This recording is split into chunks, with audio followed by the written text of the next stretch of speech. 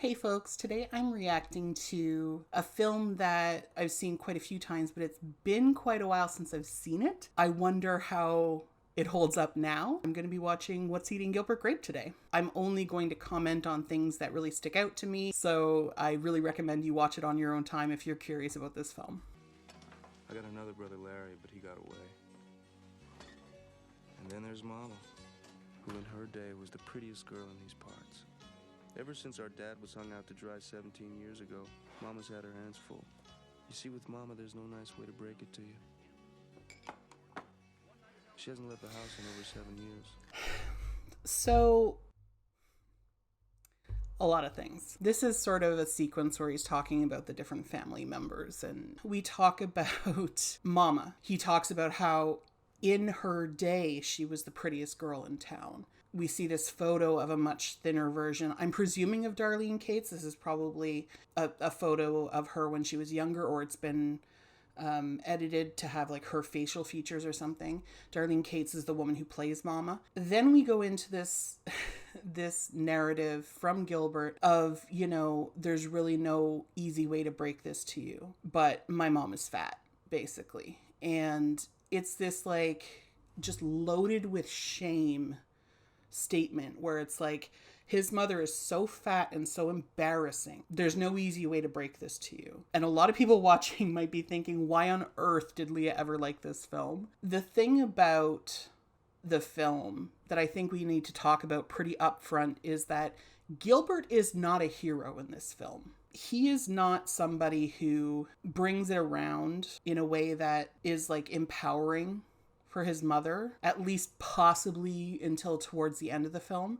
And so a lot of what he has to say about his mother is actually really, really upsetting. We see sort of a transformation happen, but a lot of it is not to do with Gilbert just being a better person. A lot of it is to do with Gilbert sort of bending over backwards to impress somebody else. Ooh.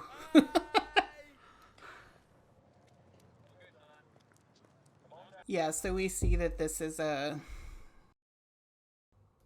pattern for Arnie, that he likes to climb the water tank. And this is really the first time we meet Becky. And we see her kind of smiling at this pretty tender moment between the brothers. And we presume that this is sort of what endears her to Gilbert, and she ends up sort of taking an interest in him. She's interested in him because of that sort of nurturing, protective character that she's seeing in him in this scene, I presume. I promise it won't happen again. Son, we hear this every time, and then after a couple of days, he's right back up there again. Yeah, but this is the last time, right, buddy? It's the last time. Yeah. Don't touch him. Yeah, so this is a spectacle, right? He does this every so often, and it's sort of like something that the town comes and ogles at. It's like a form of entertainment for them. And you see these kids like bullying Arnie because like Arnie's not in on the joke. So it's going to be an exact copy of the original they built in Boone. Really? Which is no big deal, Gilbert, because they're all burger barns are built identical. They're prefabricated. They just ship them out. I mean, it's so efficient. It's amazing. I find this so funny. It's like this guy who's like it's giving someone who's just joined an MLM almost the kind of like evangelizing about a company. So I says, can I fill out an application? He said, you bet you can. So I did, you know, and it looks really good. I mean, I might be wearing one of them uniforms, flipping some burgers, salting some fries. You never know. Could be the best thing that ever happened to me. Hey, get out of here. Oof. That wasn't nice. What? What'd I do? You know what you did.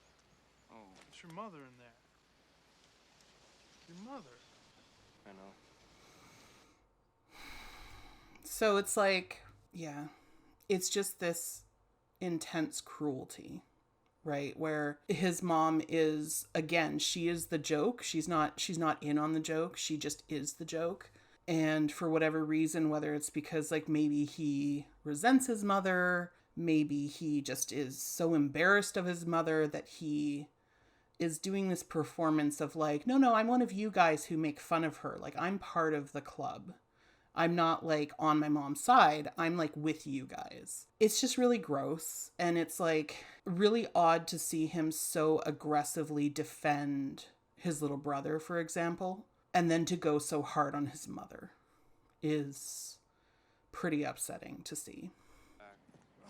How's Mama? She's fat. Come on, man. She's not all that big, Gilbert. What? Listen, I saw a guy at the state fair who was a little bit bigger. A little bit bigger. Look, all I'm saying, she's not the biggest I've ever seen, okay? Tucker, she's a whale. We'll take her out for a walk once in Take her a out for while. a jog. Get her out of the house. Hey, Bobby. There's just scene after scene here where Tucker, who's Gilbert's friend, just has to basically talk him into being kind to his mom. Gilbert is not the hero. Let's just say that. I don't feel that Gilbert's the hero here. And here's where Gilbert notices Becky. This is sort of the reverse of her watching Arnie climb the water tower. And he's like, wow, who's this girl? Like, I haven't seen her before. And in a small town, this seems pretty realistic. You know, all the men kind of stop and stare because like it's a new woman in town and she's pretty and she's young and whatever. But like they haven't seen her before because it's a small town. It makes a lot of sense. Oh no, Arnie. Oh no. Sorry. He's It's okay, don't worry. he's so mad because he's trying to impress this like pretty girl. I'm sorry. Don't be sorry. Are you sorry? No, I'm not sorry. He's not sorry. We're not sorry. Don't be sorry. I'm not sorry. And she's trying to get Arnie to let go, and Gilbert's like somehow mad and threatened by that. Like, it's really interesting to watch this dynamic where like Becky's like, what if you didn't beat yourself up for making a mistake? Like, I want hot dogs. Arnie. we're gonna have hot dogs, honey. I promise we're gonna have hot What? I want hot dogs. Think about a party. I mean, every party that I've been to. Ellen? Is that Ellen? what? Did you not talk with your mouth full? Excuse me? You're making me sick. I'm gonna throw up. Oh, okay, Dad. Ellen. Sure thing, Dad. Will you cut it out? Okay, Dad. Sure thing, Dad. That's nice. Stop it, you guys. Start. Dad's dead, Ellen. So we learn about this pretty deep trauma. It's a super messed up family trying to keep it together, and this like tiny thing means they can't. It's very realistic. This is how massive blow up fights happen in families. It's exactly like this.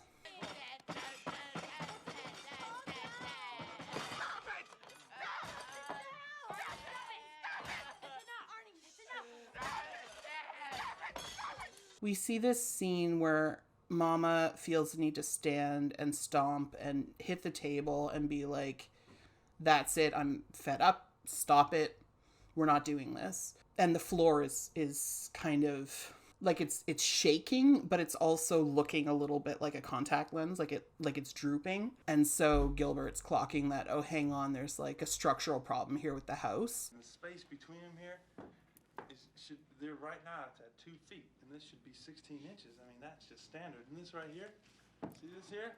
Flat flooring. I mean, flat flooring. It's like once the wood gets old, you're just gonna fall right through it. Yeah, I guess Daddy wasn't much of a carpenter. Hey Gilbert, why didn't he use 2x6 instead of 2x? What? He's actually making a lot of effort to fix this problem without making his mother aware of it. So like on that side of things, like it's actually a pretty considerate way for them to approach it. The other thing that's about to happen is like a little bit more like I don't think it was necessary to show, but you start seeing sort of like the sawdust and them sort of being afraid to be underneath that part of the floor and stuff. That part is definitely a lot more sort of like stigmatizing and like focusing on like a shame around the size of their mother's body. Thanks, love. I thought I'd come by tomorrow. Great. Just let's keep it quiet. Oh, I forgot to tell you. What? Burger bar. Let's keep it quiet, he says. It's very much, we don't want to embarrass her. Like, there's no need to embarrass her. Mama? I made up that bed for you. What for? Just in case you wanted to change. I'm happy right where I am. You sure? Yeah. So,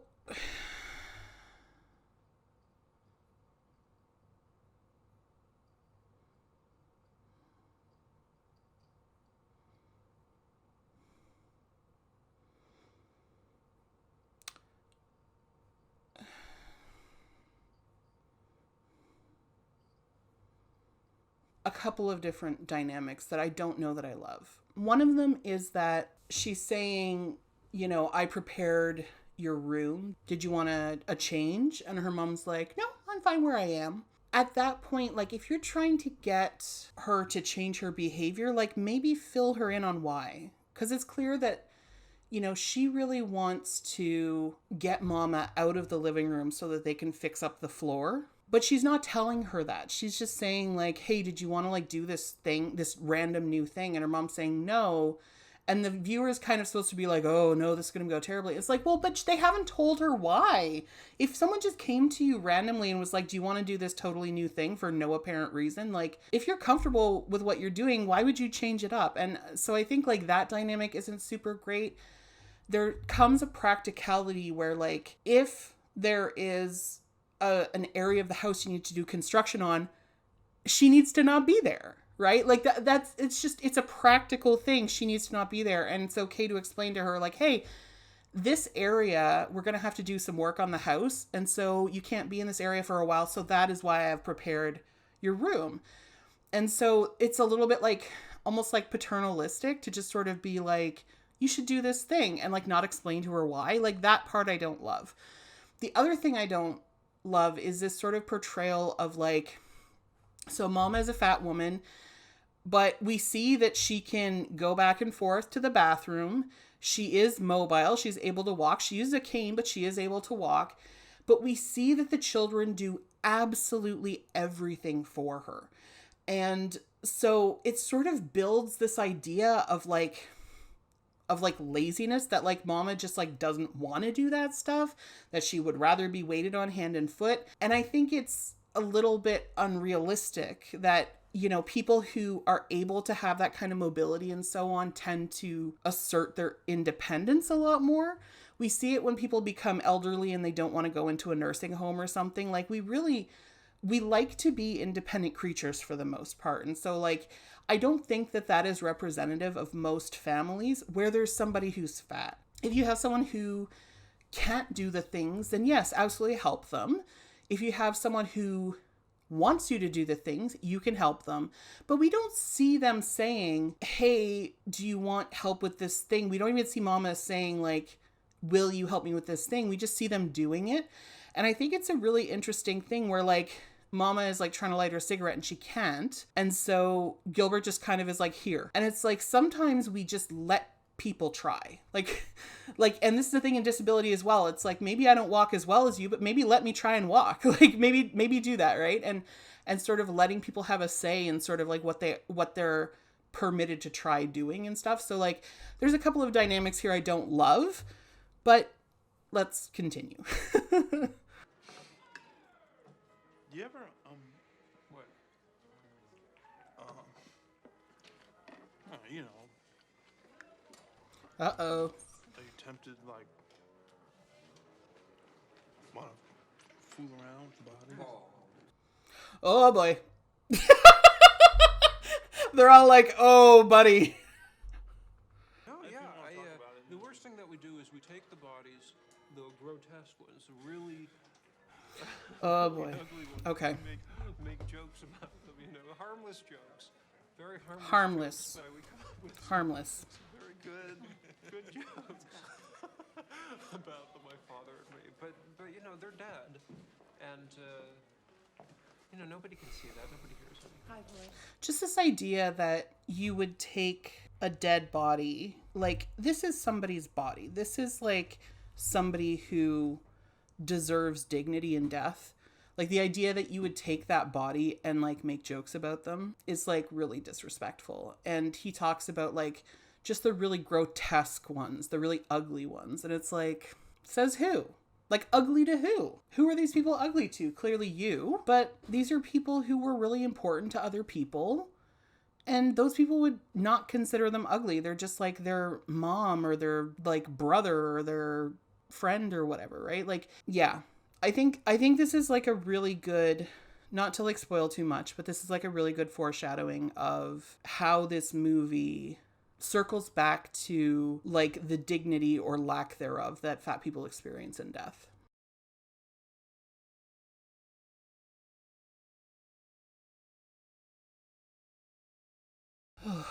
So they are going to really extraordinary lengths to keep this project secret from their mother.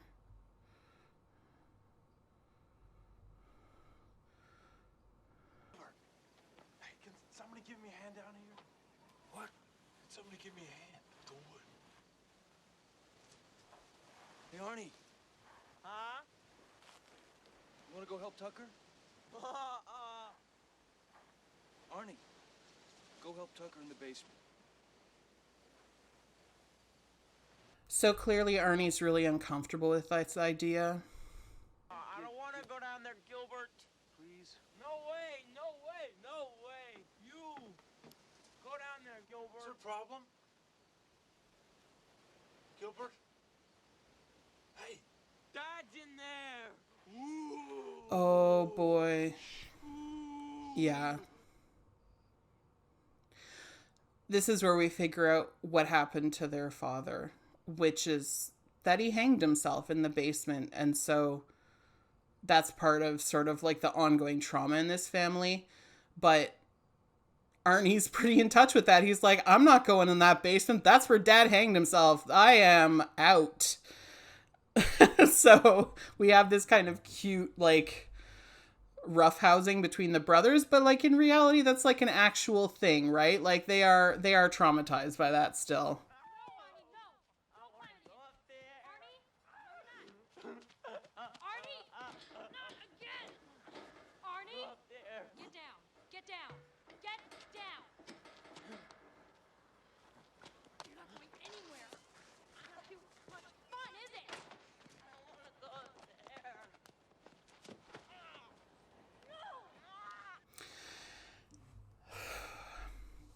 So this is sort of the worst case scenario for the family of a person who's disabled in a way that requires supervision pretty much all the time, where you just have people who lose their patience, do abusive things. You know, it's rough. And this is something that we actually see pretty often, is that disabled people are abused by family members, and it's really sad. It's not okay to be abusive even if you're frustrated. As people who are caring for disabled people, if we get to a point where we are super frustrated and we're going to take that out on them, we need to find ways for help for ourselves.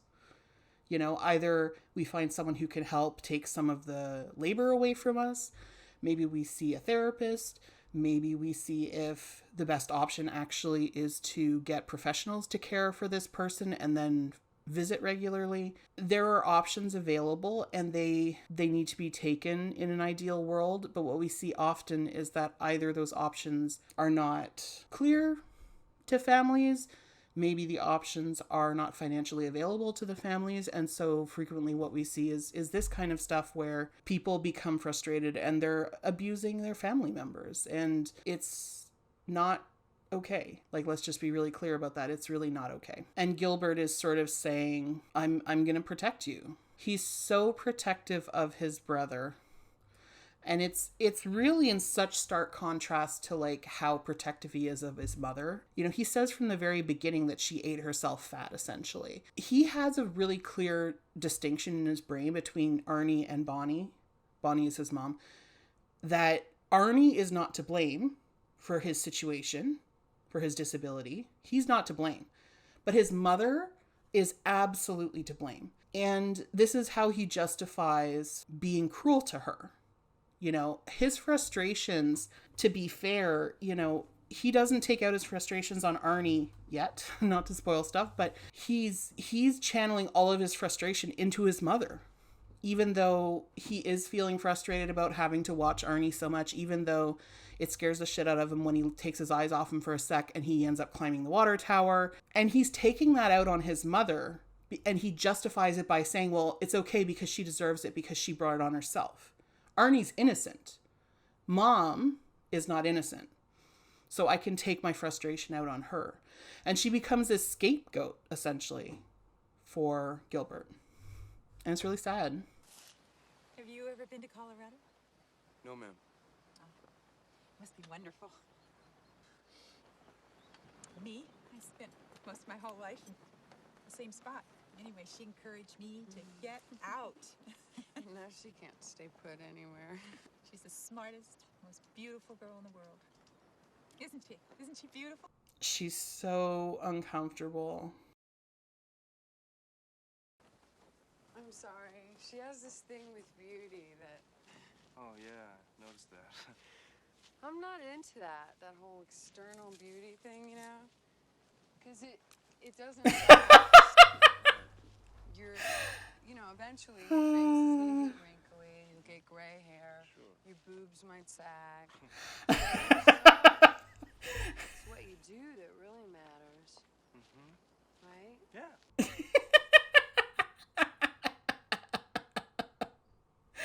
It's so funny. She's like saying this to a guy who literally is like, I am here because you're hot and I'm attracted to you. What? I have to go do this thing. It's kind of a family thing. Do you want me to give you a ride back into town, or do you want to? No, actually, I'm just gonna sit here. I could come back. I mean, I can come back then. Really? Yeah, well, you'll be here then. Yeah. Duck. There's the duck. I can't see the duck anywhere. Find him. Look, where's the duck? Where's the duck? It's hiding. Find the duck. Arnie, I don't have time for this. He's trying to like double time the bath. And You know what? You're such a... double timing the bath is not really an option. Oh, big boy. Hey, you know what? I bet you could do this all by yourself if you really wanted to. Could you do this by yourself? Well, big boy. Yeah, be a big boy. Big boy. Okay, take this. Take this. Wash everything. Your towels are there. Okay. And your robe is there. Okay. Okay? The big boy's gonna wash himself. Right. Oh boy. You missed it. What did I miss? The sunset. Really? It was beautiful. Oh well. I know what's going to happen, so I know that this was a really bad choice. I'd like to see where you live. And he's... No, you wouldn't. Oh. Let's go see where you live. My parents split up when I was a kid. I go back and forth between them, because they're always moving. But it's good. It's my life. Yeah. We don't really move. I mean, we'd like to, but my mom is sort of attached to the house. Attached is, I guess, not the right word. She's pretty much wedged in. What do you mean? That's it. That's the house. It's really amazing. I mean, how small it looks from here, considering the girth of what's inside of it. She can't even understand what he's talking about because it's so not on the same wavelength as her. You know, she's told him, oh, I'm not about the whole like physical looks thing, or, you know, I'm just about sort of like people being people, and like it's what you do that matters, and so on. And he's standing here telling her all of these things that he would do to sort of perform this, like, I'm one of the cool guys with like the town folk and stuff. And it's just like really not landing. And he's not even picking up on that, really, because he's just so used to dunking on his mom. Like, it's a fascinating sequence, I think. Tell me what you want as fast as it comes to you. House. I want a new house for the family. I want Mama to take aerobics classes. I want Ellen to grow up. I want a new brain for Arnie. What do you want for you? Just for you. I want to be a good person. That's quite the wish, because he's not been very good at that. You know, one of the first things he says is, I want Mama to take aerobics. And Becky, to her credit, is like, she clocks it.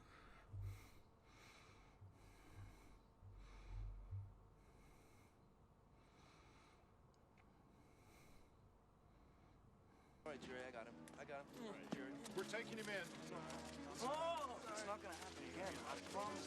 We've warned you, we've warned your sister that the next time is going to be the last time. One thing I don't love about this film is the fact that every time Gilbert takes a little time for himself, Arnie gets in trouble. And there isn't really a solution proposed. I get that it's part of what advances the plot because of what's going to happen next, but it's when there's that kind of dynamic and they don't really propose a solution, it sort of seems as though it's Arnie's fault, and that's not exactly healthy either. I know, Sheriff. I know that, Sheriff. Okay. This is really where Bonnie Grape cuts her teeth as, like, essentially the hero of this story where she's been ridiculed the whole time. Get my coat.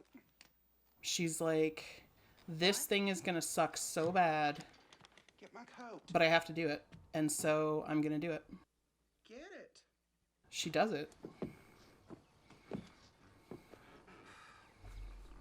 Let's go.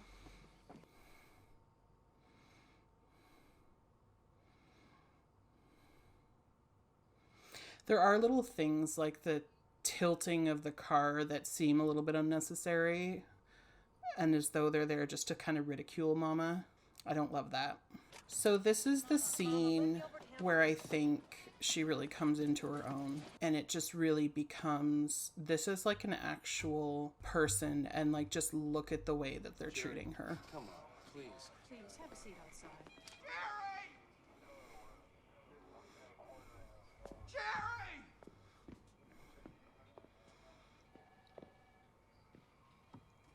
Jerry!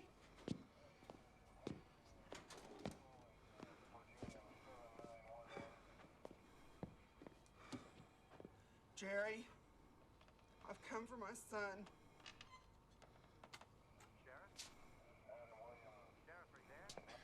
Bonnie, you'll Just need the to fill out some staring. No! No! police procedure My required. boy, Jerry! But Bonnie, you have to My follow. son! Give me my son! She's so done with their shit.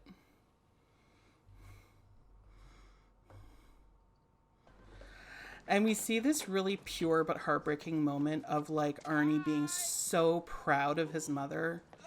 Being like, look, everybody, that's my mother and I'm so proud of her. And he just doesn't clock that that's humiliating for her because of how they see her. It's a really fascinating, we call it juxtaposition in literature, but it's like putting these two really opposite things beside each other. The other three children are mortified. She's mortified. The children are laughing. Everyone's staring. People are making comments. It's just like so embarrassing. And Arnie's like, but everyone look at, it's my mom and I love her so much. Like, look how great she is. It's just super sad, but also how a kid would feel about his mother when he doesn't judge her for being the way she is. Oh, this guy taking a photo.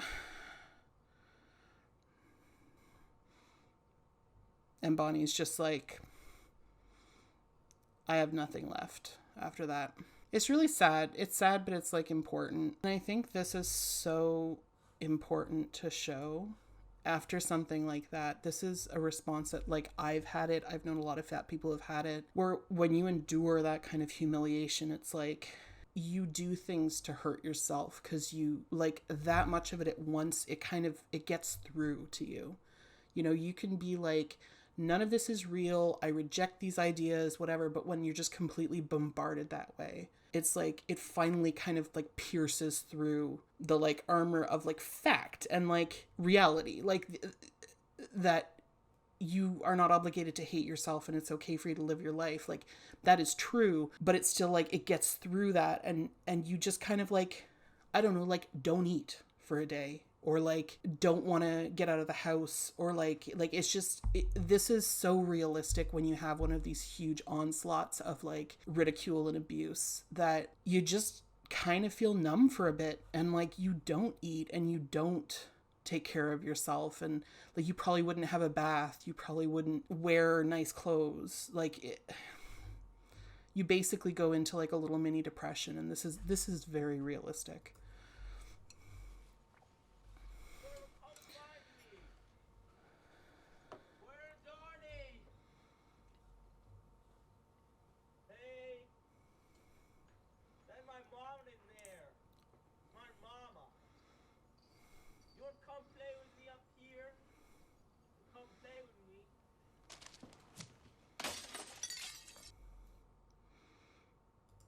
This is such an important moment because it's like finally the kids get it. All of them finally get it. Like Arnie once again is like, he's so proud of his mom. He's like, look, it's my mom. Isn't she great? Kind of. And even like Ellen, who's a little shit, like she's just the worst. Even she is like, these children are not going to look through the window at my mother and ridicule her without a fight. So she picks up a potato and she breaks the fucking window to tell them they're not welcome here. It's an important moment for the family. Everyone smiles. They're all like, well done. You know, everyone's on board at this point. We finally have an understanding that she had it in her to stick up for Arnie when she had to. That's what I mean when I say she becomes kind of the hero of her own story at this point. Like, she's not just some sort of passive character that everyone either pities or feels embarrassed about. She actually is somebody who has shown like her own self-determination. She's like, this is important to me and I'm going to fight for it. Her kids like finally respect her. It's sad that it took that, but they finally do respect her, and they're like, oh yeah, like she doesn't deserve this awful treatment, this abuse, this ridicule. God, that was so brave what your mother did. You know that, right? I'd like to meet her. No, you wouldn't.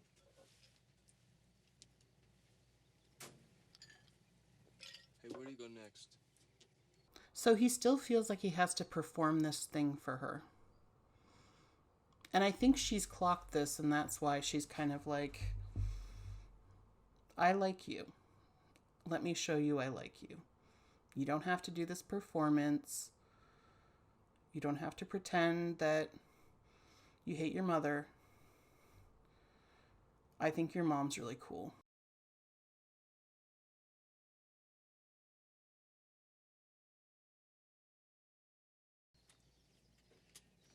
I would like to meet your mom.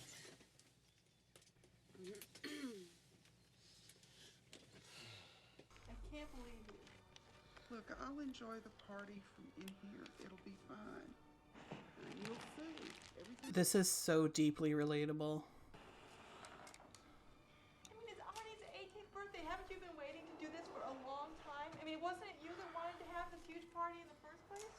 And I didn't want it. Damn it. I can't believe you. Arnie? Oh, man. Look, he's eating the cake. Shit. Arnie! That's it. Forget it. Forget it. Nice job, Arnie. Arnie! What are we gonna do? Arnie!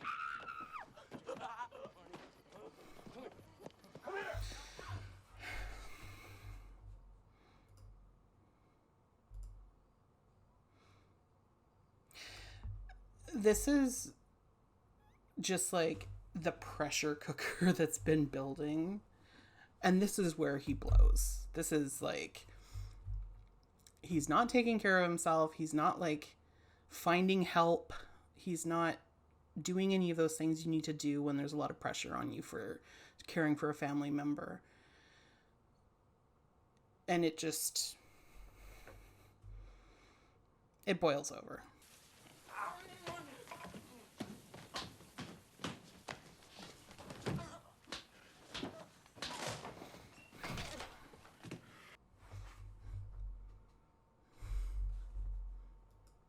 This is why we care for ourselves. This is why we care for ourselves. This is why we look after our mental health. This is why we make sure that we're asking for help when we're overwhelmed. There's no excuse for physically abusing a family member, right? Like, we see throughout the movie, there's just this sort of like tension mounting, right? Like, he's just worn thinner and thinner, like he's about to break. And he does. He breaks and he hits his brother. And it's in a really vulnerable moment where like his brother is legitimately afraid that he's going to drown and he can't get into the bath because he's had trauma there. And his brother is like just not able to meet him where he's at. He's only focused on like the task he wants to get done because he's been stressed out about it, and he breaks. And Arnie ends up on the receiving end of that, and it's not right. It's not fair. It's not right. And it's just, this is why we have to take care of ourselves. I think it's crucial to recognize that Arnie, who is supposed to be the one who isn't smart, knows how to deal with this better than Gilbert does. Gilbert just kind of drives to the middle of nowhere. He runs away. He can't confront it. Even at his best, it takes him longer to figure out that there is one place that is safe, that is going to help him process his feelings.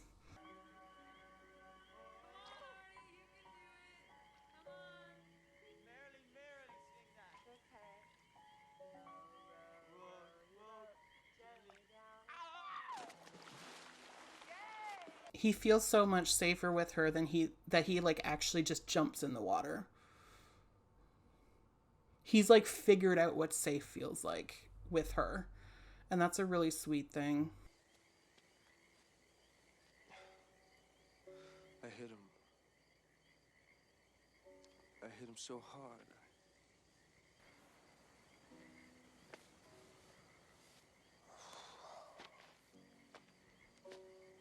I gotta go. And he like doesn't even want to see her. He's come here. He's finally figured out that she's the answer. And he's still like ashamed, right? Like he has to run away from it.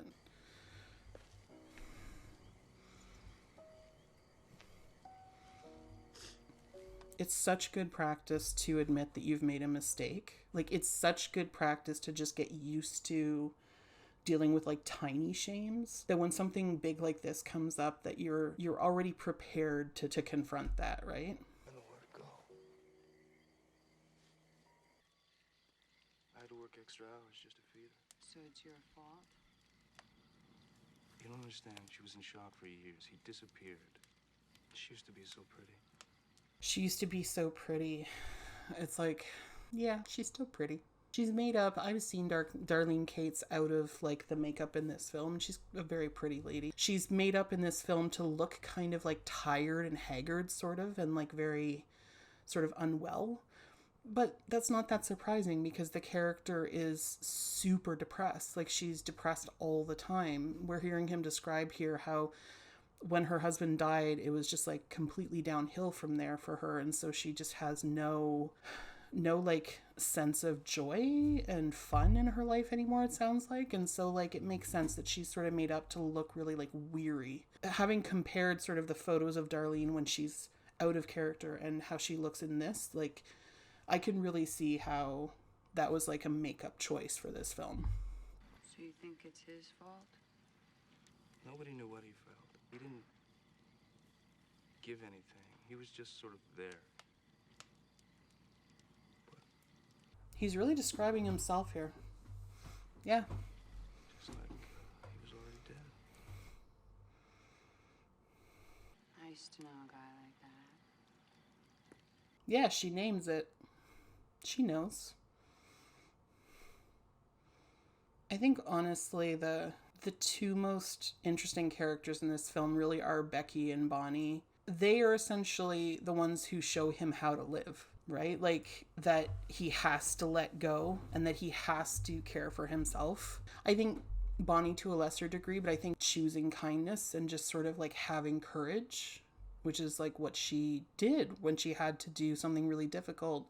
She really confronted it. She the opposite of what Gilbert typically does, which is he runs away, right? She just charged head in. She was like, I'm going to do this thing. It's going to suck, but I got to do it. And we have Becky here being like, yeah, and also take care of your damn self, and then you won't hit your brother, right? But I do think also there is a lot of like women as tools for his growth in this film. So like, that's something to consider. I think it's important to note that in the book, Becky is a 16-year-old girl and Gilbert's a grown man. I am very happy that they have aged her up in this film because I don't think anybody believes that Juliette Lewis is 16 in this. At least I hope that's not the case. Amy? Where's Arnie?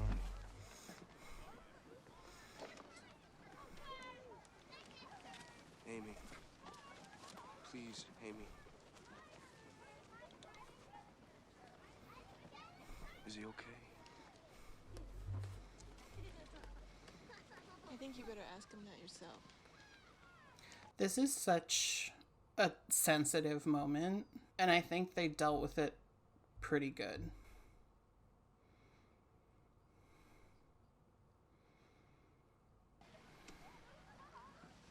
I wonder where he could be.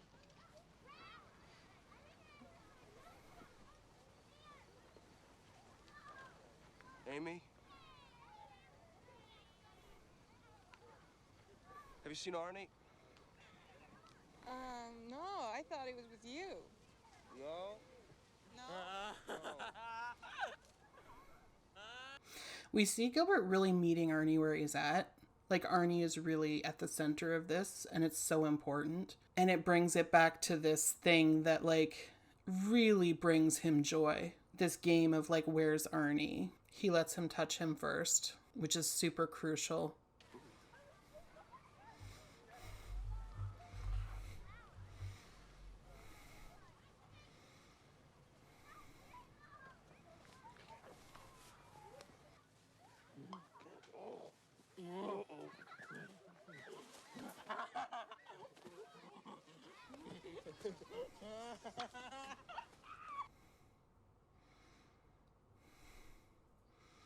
And he lets him get a couple of smacks in, which, like, is fair. He gets to claim it back again. You know, everyone's mad at him, even Arnie. Everyone's mad at him, and that's appropriate.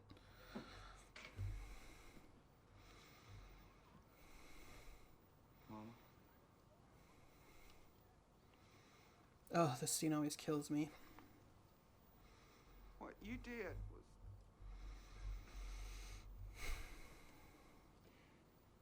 He's a helpless boy, Gilbert.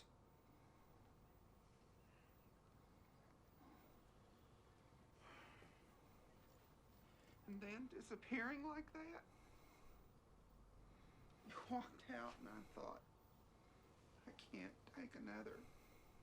I can't take another. It's like, yeah, like all the men in her life just go, right? Like her husband kills himself. He hangs himself. Her eldest son is gone. And now Gilbert, right, is sort of where her mind's going. And you get this is incredibly sort of humanizing, and like her getting to say this in her voice is so important. She's really getting a chance to explain sort of like how destabilizing it is to have these people either leave or end their lives or whatever, and just sort of like leave her. The way that we can internalize that of like, oh, everyone leaves me, right? Like everyone leaves me, everyone goes away. And it's like it's such a human thing. And it's such a like, I like that she has so much dialogue in this scene. I think this is probably the most dialogue heavy scene that she has in the whole film. It's important, and it gets even better, and it's a really powerful scene.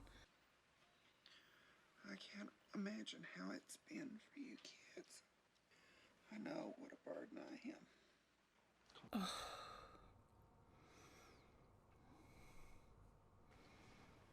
And I know that you're ashamed of me. No, I'm not.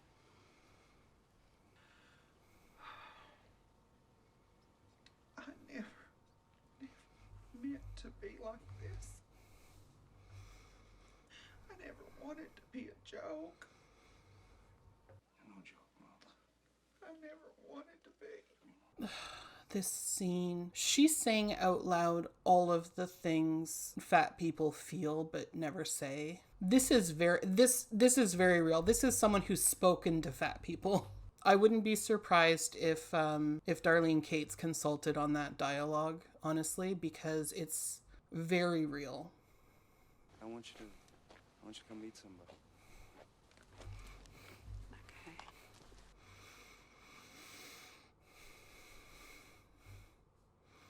He's ready to introduce them, and this is like the most incredible scene. No. So real. Bonnie's like, we're not doing this. I have met enough people. They ridicule me. I'm not having it. Do it for me, please. This is different. Nobody's gonna laugh. I'm not gonna hurt you anymore, Mama. Oh, that line, I'm not going to hurt you anymore. It's a real 180, right? From the beginning where he's just like, she's a whale. It's like, yeah, it's really a turnaround. And once again, we learn that Bonnie is actually incredibly brave. Like, she's a very courageous person. She's a very strong person. She knows that this could go south really fast, but her son has said, please do this for me. And she's like, I really love my son and I'm going to do this thing, even though it's probably really going to suck. The ways that they show how Bonnie like takes care of her own, I think is really, really good. Really nice. Yeah.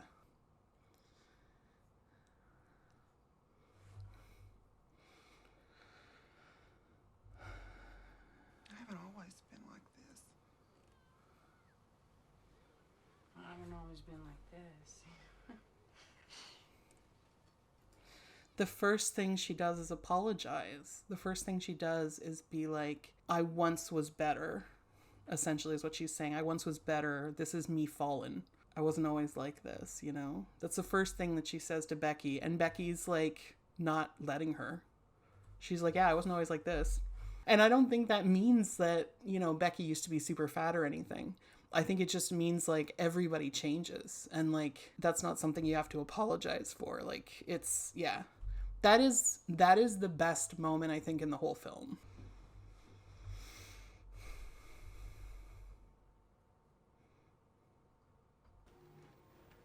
Oh, what are you doing? What does it look like she's doing?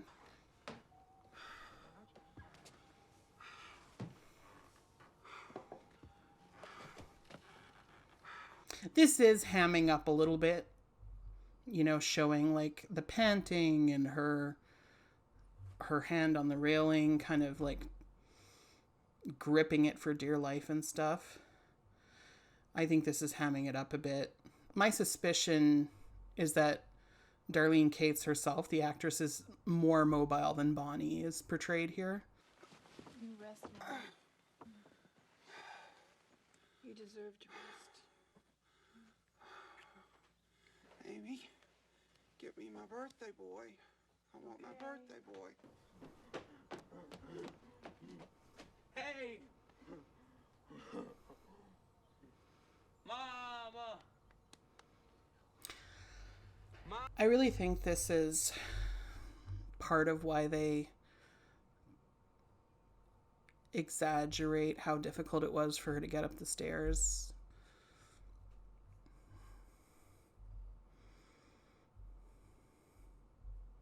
Yeah.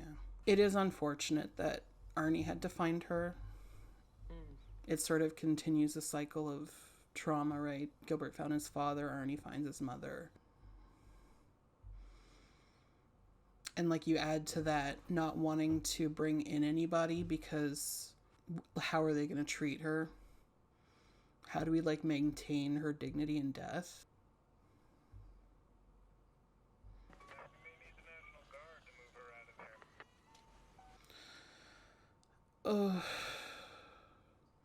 Yeah, and already it's a joke, right? The radio says we may need the National Guard to get her out of there. It's just like, it's a joke, right? It's gonna take a crane to get her out.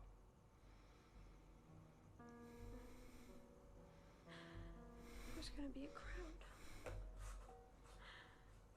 I just know there's gonna be And a like, the fact that the world is so completely not built for fat people means that like when a fat person dies, it does become this like logistical nightmare on top of I'm trying to grieve for somebody who I've lost. It's really, really awful. And I think like finally it's like sinking in to all the kids just like how much they did not fight back against this stuff. The ways that like I guess they failed her. I mean, Gilbert's just fucking losing it, right? He's just losing it. I'm not gonna let her be a joke. Arnie, we're gonna need your help.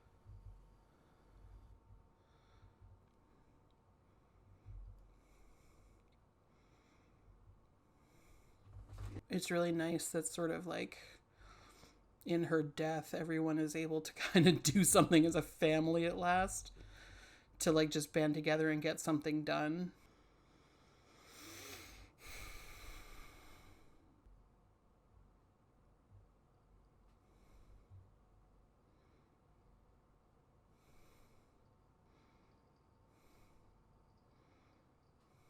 I think this has kind of been read by some people who've seen the film as like, you know, it's a noble thing and so on, and that's sort of the end of it. But I think I would challenge people to think about like how messed up is it that like this is the option available to him? This is something that I think is something that we need to talk about more often. When are they gonna come? Pretty soon. Pretty soon. My brother Arnie's about to turn 19. 19. So this is a year later. Is that them? Yeah, that's them. Ellen can't wait to switch schools. Arnie asked if we were gonna go too, and I said, well, we can go anywhere. If we want. Becky! We can go anywhere. Becky's coming hard. Something that I think is kind of a failure of this film is this sort of feeling of after Mama's gone, they're liberated. And so it really does reinforce sort of that feeling that she expresses of like, I am a burden. As with Arnie, you know, if somebody needs care and you can't do it, then just make sure that someone can care for them. So yeah, that's basically the end of the film. But I think, as I say, one of the shortcomings of the film is that it doesn't really do anything to dispel this idea of people who are fat or people who are disabled sort of like being a burden. And I think in particular in the case of Bonnie, because she is blamed for her situation, it doesn't really do anything to dispel the stereotypes and the assumptions that we have around fat people. I think in terms of the really positive stuff, I absolutely love the way that Bonnie is pretty consistently portrayed as somebody who, you know, when something is important, she has the courage to do it. And that's not something that we see with fat people very often. I think we're often seeing portrayals of fat people as like kind of just like slovenly and lazy and not really having good morals and this and that. Whereas like Bonnie has like a pretty good moral compass. She's like, I know what's right. I know how to defend my family and protect them. And if something needs doing, she's willing to do it. And I think that's actually a really positive part of her character. And just sort of like the ways that she articulates the thoughts that so many fat people have, I think is pretty realistic and pretty novel for the time that this film was made. I think it was made in 92, somewhere around there, like 1992. It's a very, very ahead of its time portrayal of fat people, and like letting Bonnie speak in her own voice is like not something you saw a lot of with fat characters at that time. So in some ways it is kind of a bit of a trailblazer as a film, including fat characters. Hands down, my favorite moment is still when Bonnie and Becky meet, and Bonnie immediately goes into apology mode, and Becky's like, no. I think it's a powerful moment. I think it's like super humanizing of Bonnie, and I think it's really important, and I'm really glad that they put that in there. I can't remember if that exact exchange is in the book, but yeah, it's very powerful, and I'm really glad that they put that in there. So anyway, those are my thoughts. That's my reaction to What's Eating Gilbert Grape. Yeah, I hope that these thoughts were interesting or informative or all of the above. I thank you for joining. Please do hit the like button. Please do subscribe if you'd like to get notifications when I upload videos, which is every Wednesday. I'll see you in the next one. Bye-bye for now.